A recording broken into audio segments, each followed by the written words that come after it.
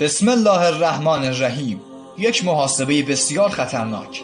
به خدا قسم این محاسبه من را ترساند تا اینکه به گریه ام انداخت. درست است که عمر انسان به دست خداست. با فرض اینکه شما 60 سال زندگی کرده اید، اگر روزانه 8 ساعت بخوابید، در 60 سالگی 20 سال خوابیده اید.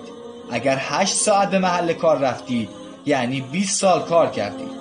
دوران کودکی و نوجوانی شما 15 سال است. اگر 2 بار در روز نیم ساعت صرف خوردن غذا کرده باشید، شما 3 سال از زندگی خود را برای غذا خوردن صرف کردید. خواب، خوراک، کار، کودکی و نوجوانی همه 58 سال است که از مجموع 60 سالگی فقط 2 سال باقی مانده است.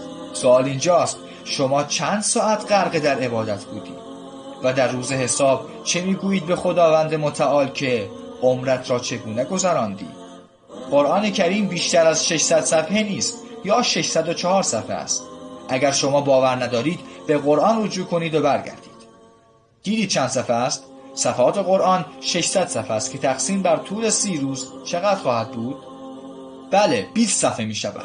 حالا یک فرایند بسیار ساده. سهم هر روز 20 صفحه و همچنین در هر روز 5 نوبت نماز داریم. 20 صفحه تقسیم بر 5 نوبت نماز می شود 4 صفحه.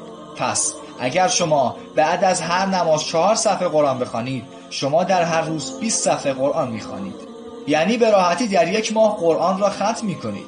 صبر کنید، این پیام هنوز تمام نشده.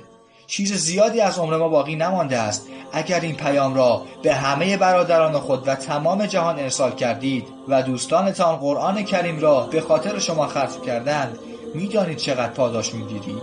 هر وقت کسی قرآن را ختم کند، ثواب و پاداشی هم به شما میرسد. چرا امسال یک پروژه سودآور برای خود شروع نمی‌کنید؟ چرا اجازه نمی‌دهید که همه مردم قرآن کریم را به واسطه شما ختم کنند؟ آیا هنوز تردید دارید؟ الدال علی الخیر کفاعله.